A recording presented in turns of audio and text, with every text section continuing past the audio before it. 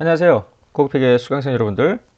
우리는 6장 여러가지 지배종속관계에서의 연결재무제표 작성을 배우고 있습니다. 지난 시간에는 직접 지배와 부자, 손자 형태의 간접 지배가 혼합된 지배구조, 상호 소유도 있었죠? 지배가 종속을 지배하고 종속도 지배의 일부 지분을 갖고 있는 경우였고요. 그런 상호 소유와 간접 지배가 섞여 있는 예제 4번까지 살펴봤는데요. 이번 시간에는 예제 5번 역시 상호 소유와 간접 지배 두 번째 사례가 되겠습니다. X1년 초에 A는 B회사 지분의 60%를 8만 5천에 취득하고 A가 B를 60% 지배하는 겁니다. B가 C를 70% 지배한대요. 이렇게. C가 B회사 15%. 이렇게 지금 상호 소유가 되는 상태죠. 지난 시간 예제 4번은 이쪽에서 상호 소유가 있었지만 이번에는 이 종속회사끼리 상호 소유가 있는 사례입니다. 자, 새 회사의 재무제표가 주어지죠. 지분 취득일 현재 새 회사의 순자산의 장부금액과 공정가치는 같다고 가정했습니다. 다른 내부 거래라든지 영업권의 손상 등이 없기 때문에 연결 당기 순이익은 세 회사의 순이익을 합친 6만입니다. 다만 우리가 관심사는 비지배 지분에 귀속되는 순이익이 얼마인지를 구분해내는 일입니다. 재무상태표 자산부채 자료가 주어지죠. A회사가 보유하고 있는 B회사 투자, B가 보유하는 C회사 투자, C가 보유하는 B회사 투자 이런 식으로 되어 있는데 두 가지 방법, 자기주식 접근법, 전통적 접근법을 각각 적용해서 연결분계하고 연결 정산표도 만들어 보자고요. 먼저 자기주식 접근법입니다. B하고 C를 먼저 연결을 하는 거죠. B가 소유하고 있는 C회사 투자 주식이 5만입니다. 지배력 취득 당시에 C회사 자본금 5만, 이익여금은 2만인데 눈에 보이는 건 기말이익여금이죠. 기초이익여금, 당기순이익을 빼면은 기초이익여금이 나올 거고요. 70% 퉁치면 영업권, 30%가 비지배 지분 이렇게 가는 거예요. C회사가 소유하고 있는 B회사 투자, 요거에 대해서는 별도로 C회사 자본하고 퉁치는 이런 게 아니라 자기 주식으로 대체를 하죠. 그래서 B회사 투자 죽이면서 자기 주식 대체. 마지막 분계입니다. C회사 당기순이익이 만인데 이 중에 30%를 비지배 지분으로 귀속시키는 이런 연결 조정을 하면 되죠. 이번에는 A하고 B를 연결하는데요. A가 B회사 주식 8만 5천을 1년도 초에 취득을 하죠. 당시에 10만 4천이고요. 60%랑 퉁쳐. 그래서 영업권 40%가 비지배 지분. B회사 당기순이익 중 40%가 비지배 지분에 귀속이 되는데 B회사 당기순이익 2만의 40%가 아니죠. 거기에 뭐가 더 들어가냐면은 B회사 순이익은 눈에 보이는 건 2만이지만 B하고 C가 연결실체 관계 아닙니까? 그래서 C회사 당기순이익 중 70%만큼이 들어와 줘야죠. 이걸 합친 금액의 40%. 지난 시간에도 계속 주의를 요했던 부분이죠. 이렇게 연결분계 5개를 하여 정산표를 만들 수 있겠습니다. 이번에는 자기주식 접근법이 아니라 전통적 접근 방법을 적용해 보겠습니다. 자, A회사, B회사, C회사의 조정 후 당기순이익을 각각 스몰 a, b, c라고 하면 A회사의 조정 후 순이익은 조정 전 그냥 자기가 보는 3만 원에 B회사 조정 후 순이익 중 60%만큼이 들어와야 되잖아요. 한편 B회사는 자기 거 2만 원에 C회사의 70%가 자기 거잖아. 한편 C회사는 자기 거 1만 원에 B회사 조정 후 순이익의 15%만큼이 자기 거죠. 이렇게 3개의 미지수, 3개의 식을 설정을 한 후에 연립방 정식을 풀면은 A, B, C를 계산할 수 있겠습니다. 앞서 연결을 하고 나면은 연결 당기 순이익은 6만이라고 했는데요. 자, 비지배 지분 귀속 당기 순이익은 얼마로 결정이 나느냐 하면은 B회사 3만 168 중에 비지배 지분율은 어떻게 되냐면 B는 A가 60%, C도 15% 이렇게 가는데매요. 그럼 도합 75니까 나머지 25%가 B집의 지분이겠지. 한편 C회사 14,525 중에 C는 B가 70% 갖고 있는 거 아니에요. 그러니까 나머지 30%가 B집의 지분이겠지. 그래서 11899가 B집의 지분 귀속 당기 순이익이고요. 6만에서 11899 뺀 나머지가 지배기업 소유주 귀속이다. 이렇게 보면 되겠죠. 이 금액은 이거랑 같은 걸 알 수가 있어요. 연결해 보겠습니다. B하고 C를 연결하는데요. 앞서 해답 1번하고 다르지 않습니다. 해답 1번에서는 C가 소유하는 B회사 투자 주식을 자기 주식으로 대체하는 분개를 했는데 이번엔 전통적 접근법이기 때문에 C가 소유하고 있는 투자 주식을 죽이면서 취득 당시, 즉 1년도 초 B회사 자본금의 15%, 이익여금의 15% 하고 상계를 해요. 이때 영업권은 아니죠. 지배력은 아니니까 따라서 자본거래로 보고 대차 일치 금액을 자본잉여금으로 집어넣으면 되겠죠. C회사 당기순이익 중에 30%가 B집의 지분인데 이 C회사 당기순이익은 서로 B하고 C가 주고받는 거 아니에요.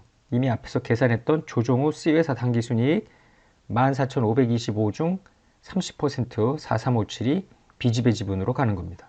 다시 앞으로 와보면 이 부분 14,525의 30% 이게 B집의 지분 귀속 순이익으로 일단 한 부분이 가죠. 그거라고 생각을 하면 되겠습니다.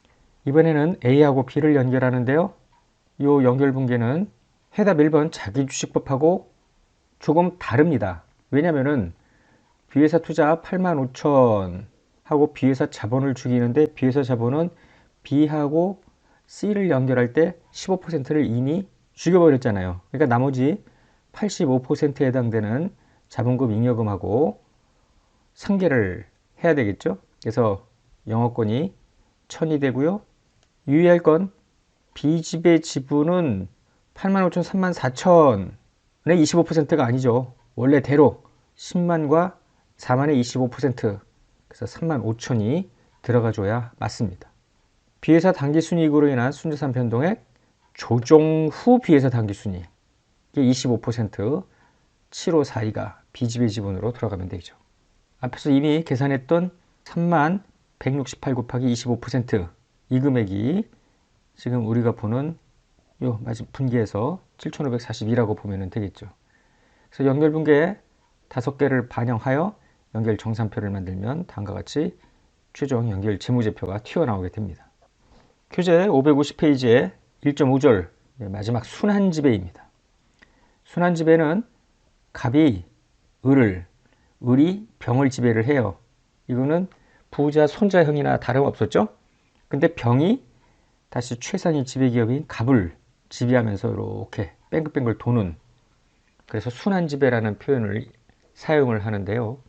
이것도 뜯어보면 별게 아닙니다. 즉 갑, 을, 병 이건 앞에서 했던 거 아니에요. 그래서 간접지배, 그 다음에 이 갑을은 하나의 실체나 다름없잖아요.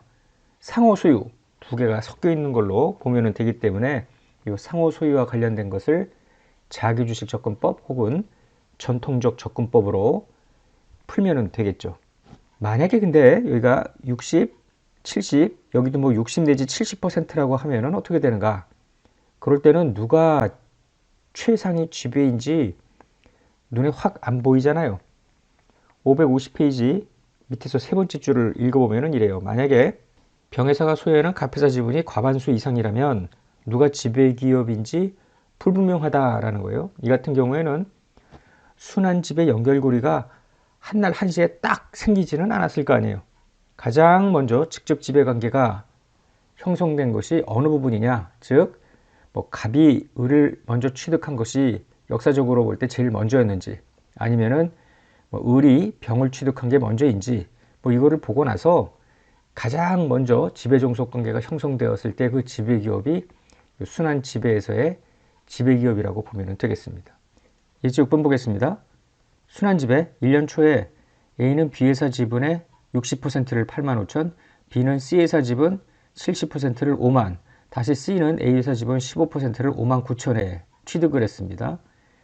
세 회사 간의 내부 거래 등이 없기 때문에 연결하고 나면 연결당기 순이익은 6만이고요. 우리의 관심사는 B집의 지분 귀속 금액입니다. 재무제표가 주어져 있고요.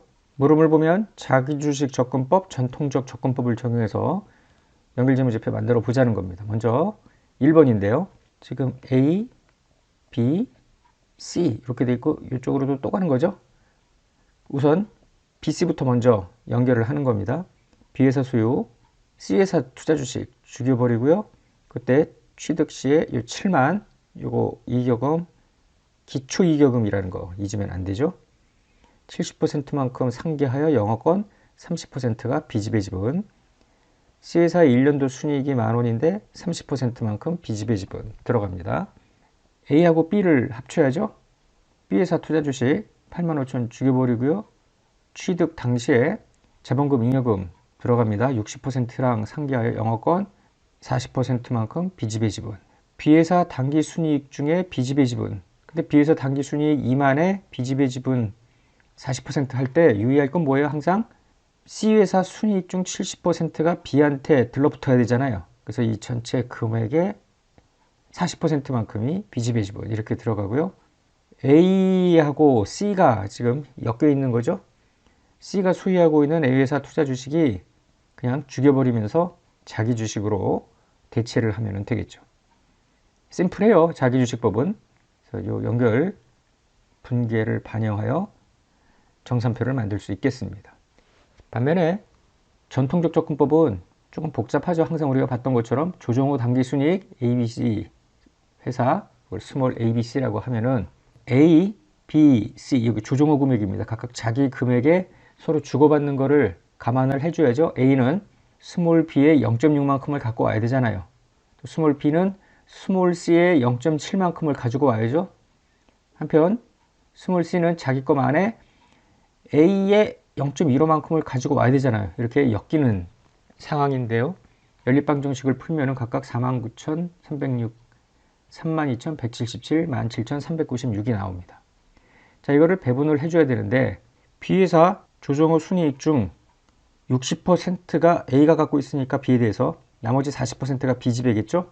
한편 C회사 조정후 순이익은 17,396인데 B가 C의 70% 갖고 있으니까 나머지 30%가 B집의 지분입니다. 그래서 18090, 6만에서 18090을 빼면 41910이 나오는데요. 41910은 또 이렇게 계산도 가능해요. 조정후 순이익 중에서 C가 15% 갖고 있으니까 나머지 85% 이게 지배기업 소유주 귀속이 되겠죠.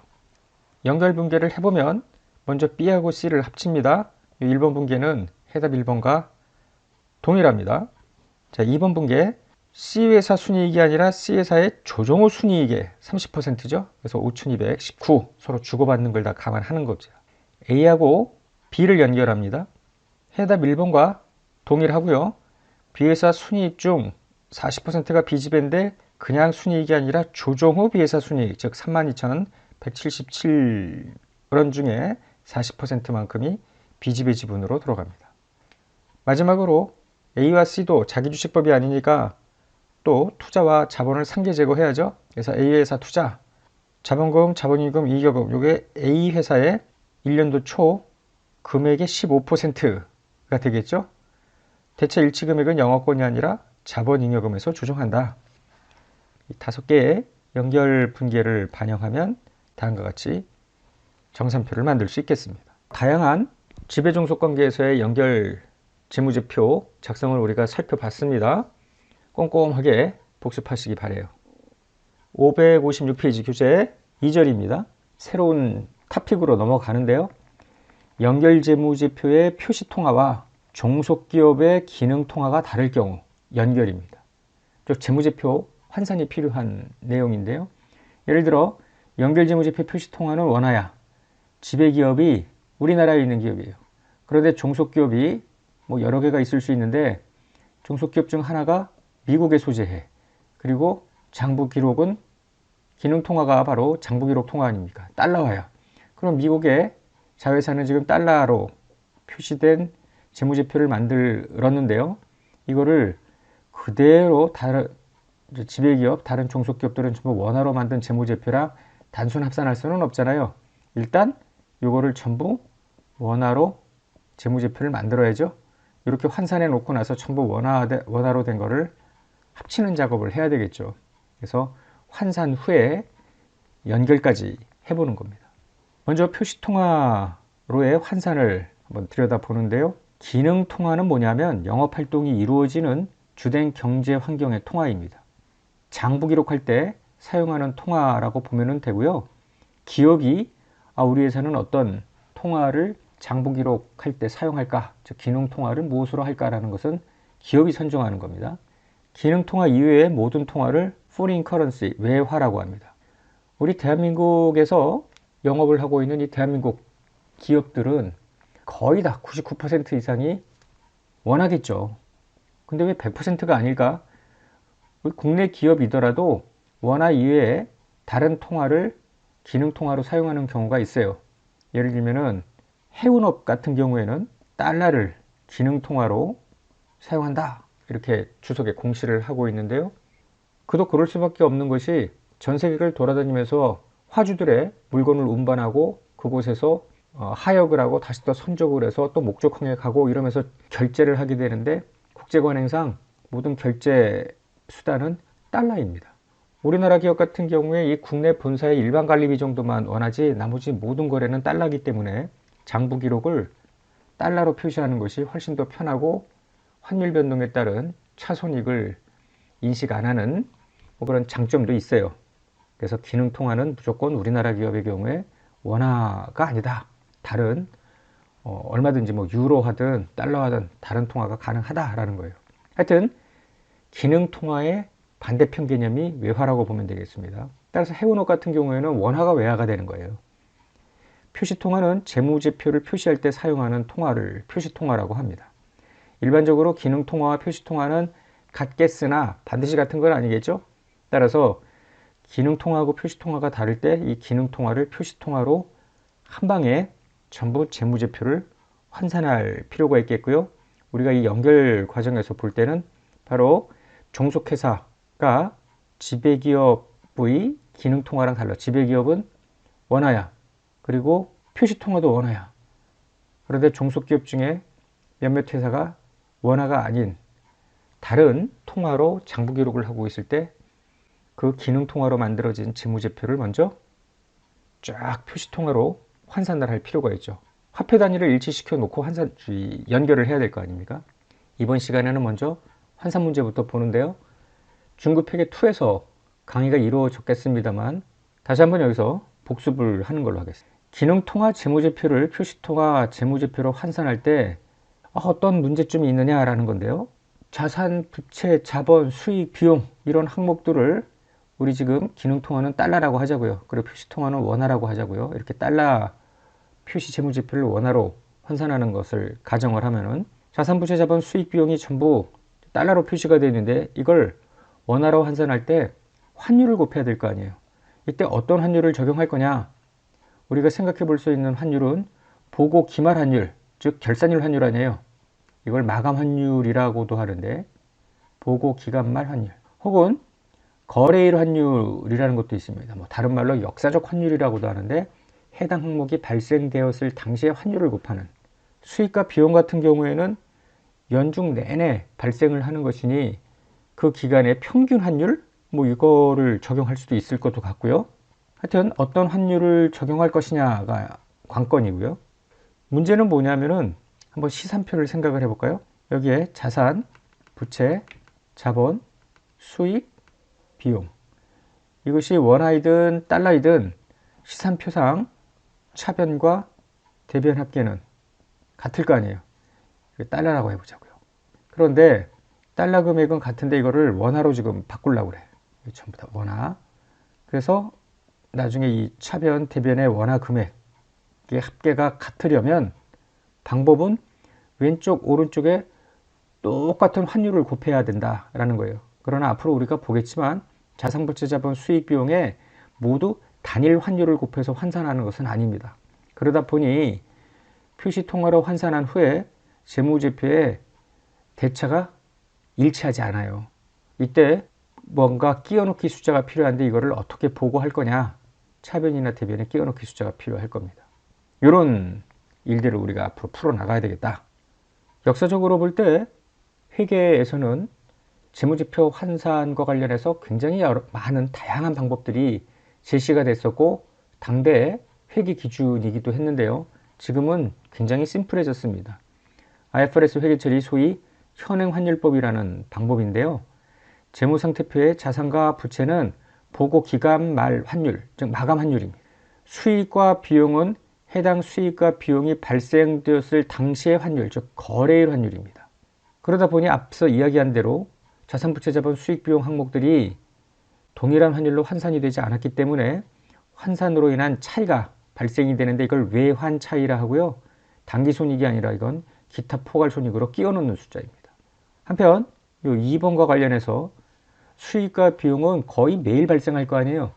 그러면은 이걸 환산을 할 때 365일 중 한 250일 이상이 영업을 했을 것 같은데 그런 250가지의 거래일 환율을 하나하나 일일이 뽑아서 환산한다라는 게 굉장히 귀찮을 수도 있어요. 따라서 일정 기간, 이것이 뭐 한 달짜리일 수도 있겠고요. 뭐 일주일도 있을 수 있겠고 뭐 연평균도 있을 수 있겠죠. 하여튼 일정 기간의 평균 환율을 사용해서 한 방에 환산하는 것도 가능하도록 길을 열어놨어요. 이게 실무의 편의를 위한 거겠죠. 단, 요 일정 기간에 환율이 유의적으로 변동이 됐다면은 이때는 거래일 환율을 사용하라 이렇게 되어 있습니다. 보통 예제나 시험 문제를 풀 때는 수익과 비용에 대해서 평균 환율을 제시하고 암묵적으로 평균 환율로 환산하는 걸로 문제를 풀도록 요구하고 있죠. 자, 그러면 환산 절차를 보는데요. 절차를 설명을 하는데요. 달러화 재무제표를 원화 재무제표로 환산하는 방식입니다. 모두 3단계 절차로 이 책에서는 설명을 하고 있어요. 잘 들어보세요. 먼저 포괄손익계산서부터 환산을 합니다. 그러면 여러 수익 과목이 있고 여러 비용 과목이 있을 거 아니에요. 여러 수익, 비용, 이거 전부 달러화인데요. 이 여러 수익과 비용에다가 거래일 환율 또는 단기 평균 환율을 곱하는 거예요. 여기다가 거래일 환율이 주어지면 각각 거래일 환율, 근데 시험에서는 전부 평균 환율로 곱해질 거예요. 그러면 어떤 평균 환율을 곱한 원화금액이 나오겠죠. 그러면은 요 수익에서 비용을 뺀 요게 원화 단기 순이익인데요. 일단은 임시금액입니다. 이게 이렇게 해서 포괄손익계산서가 다 환산된 건 아니고요. 아직 좀 더 남아 있습니다. 그래서 환산 후 원화 단기 순이익만 일단 결정을 해 놓고요. 2단계로는 재무상태표를 환산하는데 모든 자산과 부채는 마지막 환율이래요. 그럼 재무상태표를 보면은 여기가 자산, 부채, 이게 이제 자본금 내지 이격금 등이 있을 텐데요. 각각 금액이 있을 거예요. 여기다가 똑같은 환율을 곱하는 거예요. 마감 환율을 곱하기 그러면은 원화 금액은 전부 마감 환율로 나올 텐데 어쨌거나 재무상태표는 좌우가 같아야 될 거 아닙니까? 그러니까 이 자본에 대해서 환산 언급이 되어 있지는 않습니다만은 이 자본도 자산에서 부채를 뺀 원화 금액은 결정되어 있는 상태죠. 다만 이 내부에 있는 자본금, 자본이익금, 이익여금 뭐 이런 세부 항목들이 원화로 얼마인지만 모르지 총액은 자산에서 자산 원화금액, 부채 원화금액을 뺀 거니까 알 수는 있다라는 거예요.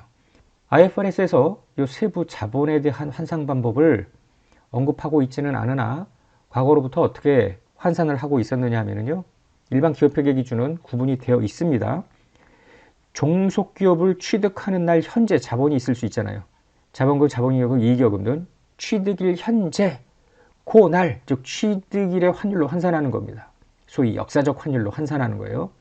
한편 취득일 이후, 즉 지배력 취득 후에 자본금, 자본잉여금 변동이 있을 수 있죠. 증가된 거, 새로 추가된 거. 그러면 그 거래일, 이거 좀 변동일이죠. 그걸로 환산을 하는 겁니다. 한편 취득일 이후 이익여금 변동은 어떻게 하느냐.